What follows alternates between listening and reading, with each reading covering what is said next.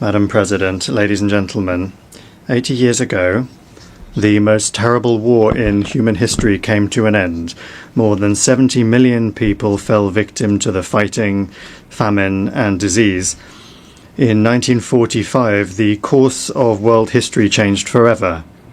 The triumph over German Nazism, under whose banner most of Europe had rallied, and Japanese militarism paved the way for peace, recovery, and prosperity. This year, Moscow and Beijing held celebrations devoted to the 9th of May and 3rd of September holidays to mark the victory in the Great Patriotic War and World War II. The world witnessed grand military parades commemorating the decisive contribution of the peoples of the Soviet Union to the defeat of Nazi Germany and the particular role of the people of China in defeating militaristic Japan. We sacredly honor the memory of our brotherhood in arms with all of our allies who stood on the side of truth in the fight against the forces of evil. One of the enduring outcomes of that war was the creation of the United Nations. The principles of its charter, agreed upon by the founding fathers of our organization, continue to serve as a shining beacon of international cooperation. They embody centuries of experience of the coexistence of states and remain fully relevant in the age of multipolarity. The only thing that remains is for all member states, without exception, to adhere to those principles in full, in their entirety, and as they are interconnected. In practice, however, things look different. Widespread, gross violations of the principle of the sovereign equality of states are undermining faith in justice itself and leading to crises and conflicts. The root of the problem lies in the incessant attempts to divide the world into us and them, into democracy and autocracy, into a blooming garden and a jungle, those who are at the table and those who are on the menu, into the chosen ones who are allowed everything and the rest who for some reason are obliged to serve the interests of the golden billion. We advocate for unquestioning adherence to the principle of equality. It is the guarantee that all countries will be able to take their rightful place in the world order, regardless of their military might, the size of their population, or the size of their territory and economy. The principle of the non-use of force and threat of force has also been repeatedly flouted by the West. The NATO bombing of Yugoslavia, the invasion of Iraq by the US-led coalition, and NATO's military operation for regime change in Libya all ended in tragedy. Today, Israel's illegal use of force against the Palestinians and aggressive actions against Iran, Qatar, Yemen, Lebanon, Syria, and Iraq threaten to blow up the entire Middle East. Russia firmly condemned the attack by Hamas militants on Israeli civilians on the 7th of October 2023. However, there is no justification for the brutal killings of the civilian population of Palestine or for terrorist attacks. There is also no justification for the collective punishment of Palestinians in the Gaza Strip, where Palestinian children are dying from bombing and starvation. Hospitals and schools are being destroyed, and hundreds of thousands of people are being left without shelter. There is no justification for plans to annex the West Bank. We are essentially dealing with an attempt at a kind of coup d'etat aimed at burying UN decisions on the creation of a Palestinian state. Recently, a number of Western governments announced their recognition of the state of Palestine. Moreover, they announced their intention to do so several months ago. The question then arises, why did they wait so long? It seems that they had hoped that soon, by the time the General Assembly session was convened, there would be nothing and no one left to recognize. The situation requires urgent action to prevent such a scenario, which was strongly advocated by the participants at the high-level international conference on Palestine. The strikes on Iranian facilities under IAEA safeguards deserve condemnation, as do the strikes on the capital of Qatar at a time when negotiations with Hamas were being held there with the participation of American mediators, among others.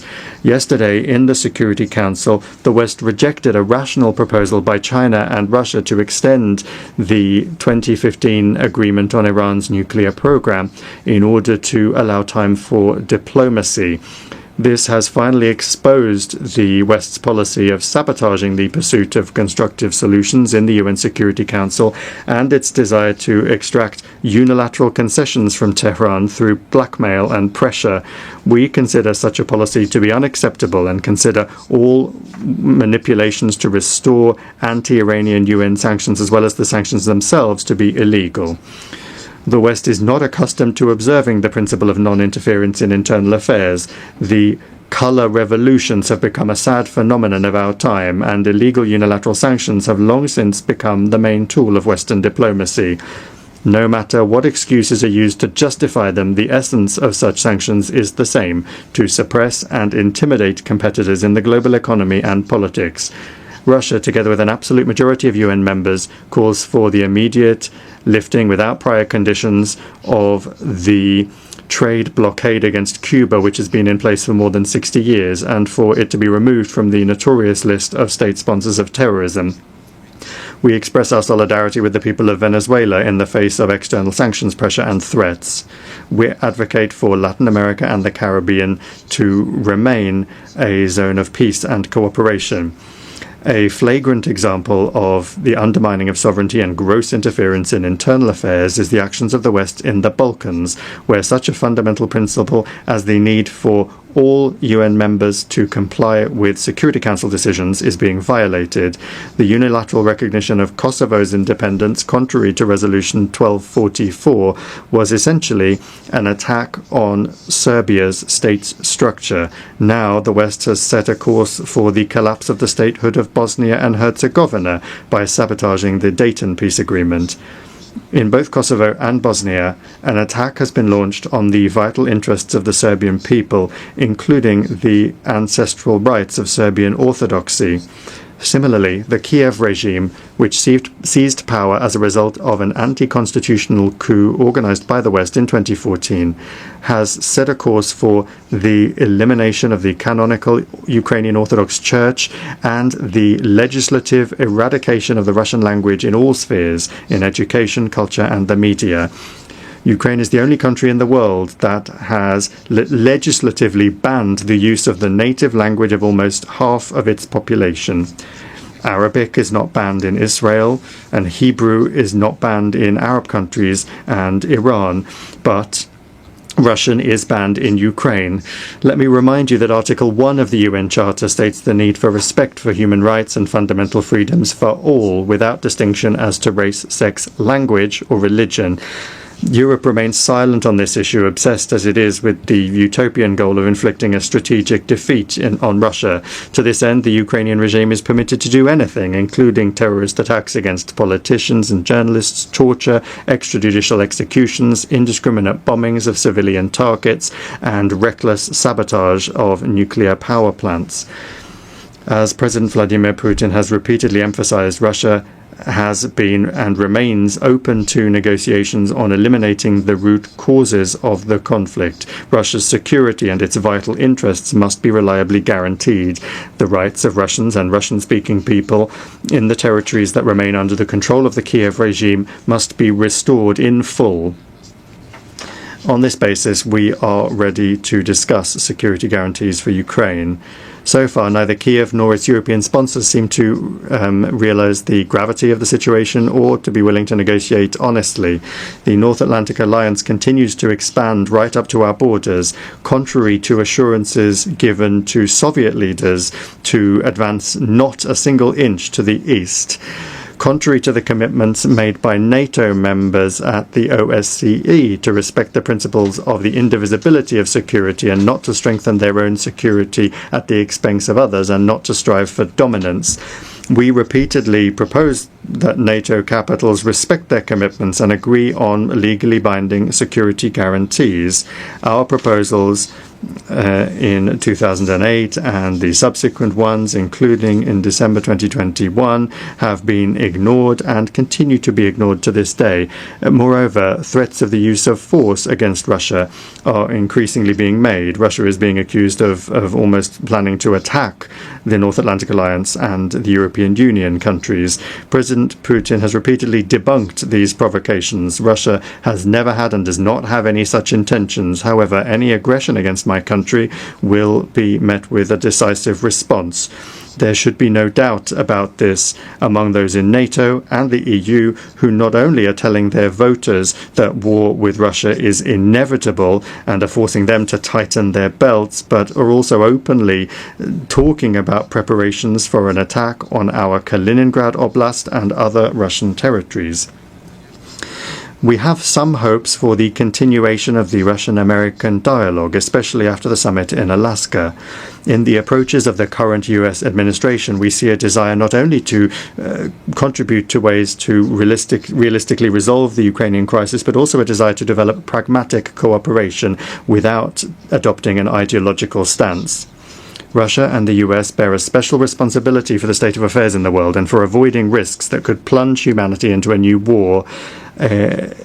The maintenance of strategic stability is the aim of a new initiative by the Russian Federation that was put forward by President Putin on the 22nd of September. It concerns Russia's readiness to adhere to the central quantitative limits of the New START treaty for 1 year after its expiry on the 5th of February 2026. This is upon the condition that the United States acts similarly and does not take steps that would violate the existing balance of deterrence capabilities. We believe that the implementation of our proposal would create the conditions necessary for avoiding a strategic arms race, to maintain an acceptable level of predictability in the nuclear missile sphere, and to improve the overall atmosphere in Russian and American relations.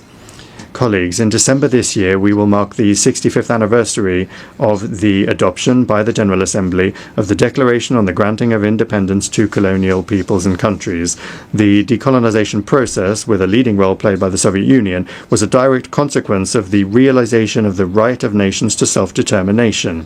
The peoples of Africa and Asia refused to live under the yoke of the colonizers, just as after the coup d'etat in 2014 in Ukraine, Crimea, Donbass and Novorossiya refused to submit to the Kiev neo-Nazi regime that had illegally seized power. It not only does not represent the interests of the population, but has also unleashed a war against them. In both cases, the principle enshrined in the 1776 Declaration of Independence and subsequently reaffirmed by many American presidents was put into practice. The following principle: governments derive their just powers from the consent of the governed. Neither the colonizers nor the Kiev regime had any consent from the peoples that they sought to rule. This principle was also unanimously reaffirmed in the UN 1970 Declaration, which states explicitly that all must respect the territorial integrity of those countries whose governments represent the entire population living on the territory concerned. Today, Africa and the entire Global South are experiencing a new awakening, striving for complete independence, and the UN must not be indifferent to that. Last December, the General Assembly resolution entitled Eradicating Colonialism in All Its Forms and Manifestations was adopted. We call for the next step to be a decision to declare the 14th of December the International Day for the Elimination of Colonialism.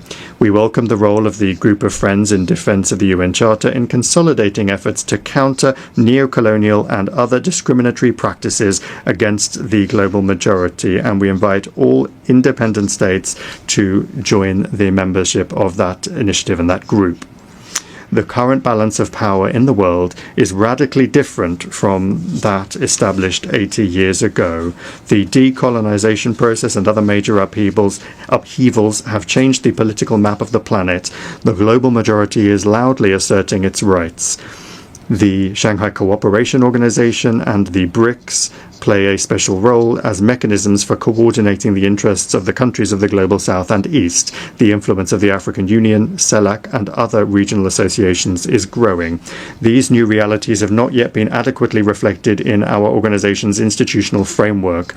The issue of Security Council reform is particularly important. Russia calls for its democratization exclusively through the expansion of the representation of Asia, Africa and Latin America. We support the application of Brazil and India for permanent seats on the Council, while at the same time correcting the historical injustice towards Africa within the parameters that have been agreed by the countries of the continent themselves. Recently, Secretary General Antonio Guterres proposed a comprehensive reform of the UN. We are not opposed to an open discussion of this initiative. The guiding principle should be the UN's return to the fundamental principles enshrined in its charter, which the West for many years has been seeking to replace with its rules-based order. It's important that the work be carried out transparently, with the participation and consideration of the interests of all member states. We call on the Secretary General and all Secretariat staff to strictly adhere to the principles of impartiality and equidistance in accordance with Article 100 of the Charter. Attempts at a palace coup in the Secretariat, its privatization by a small group of countries, must not be allowed. The composition of the Secretariat should reflect the new realities and ensure the fair representation of the countries of the global majority. We look forward to a constructive discussion of the organization's development at a special meeting of the Security Council, which Russia, as president, plans to organize on United Nations Day on the 24th of October. UN reform is only a part of the complex task of transforming the entire system of global governance, including the genuine democratization of the IMF, the World Bank and the WTO, commensurate with the weight and role of the global South and East in the world economy, trade and finance. Discussions of global reforms cannot ignore the fact that the international security situation today is deteriorating. I have already spoken about the reasons for this, and I'll repeat that the main one is the desire to maintain hegemony through military force. More and more countries and regions are becoming involved in confrontational schemes. NATO is finding itself cramped in Europe and is penetrating into the Pacific Ocean, the South China Sea and the Taiwan Strait, undermining the universal mechanisms of ASEAN and creating threats not only for China and Russia but also for other countries that are located in the region. This new stage of expansion is justified by NATO leadership with the slogan of the indivisibility of Euro-Atlantic and Indo-Pacific security, and they're trying to use this slogan to surround the whole of Eurasia with a military ring. Russia and its like-minded partners are offering a constructive alternative to this dangerous course, to build in Eurasia an architecture of equal and indivisible security, not just for NATO members and their allies, but for all countries and associations on the continent without exception, including the SCO, the CIS, ASEAN, the EAEU, CSTO, the Gulf Cooperation Council and others. To this end, Belarus and Russia, as partners in the Union State, are proposing the development of a Eurasian Charter of Diversity and Multipolarity in the 21st century. A truly continent-wide process is unavoidable after the West's behavior has rendered the Euro-Atlantic security model based on NATO, the EU and the OSCE meaningless. We see no prospects for restoring this model in Europe in its former form, as some European capitals have suddenly started to contemplate. When talking about the future, we must not forget the lessons of the past, especially in a situation where Nazism is rearing its head again in Europe and militarization is gaining momentum under the same anti-Russian slogans. This is all the more alarming given that a number of politicians in power in Brussels and in some capitals of EU and NATO countries are seriously beginning to talk about a third world war as a likely scenario. These figures are undermining any effort to find a fair balance of interests among all of the members of the international community by trying to impose their unilateral approaches on everyone else in gross violation of the key charter requirement, which I have repeatedly mentioned already, that is the respect for the sovereign equality of states. It is this equality which is the foundation for the objectively emerging multipolarity. Russia is not agitating for revolution against anyone. Our country has suffered more than others from revolutions. We are simply calling on member states and the Secretariat's leadership to strictly adhere to all of the principles of the UN Charter without exception, without double standards. Only then will the legacy of the founding fathers of the UN not be squandered in vain. Thank you for your attention.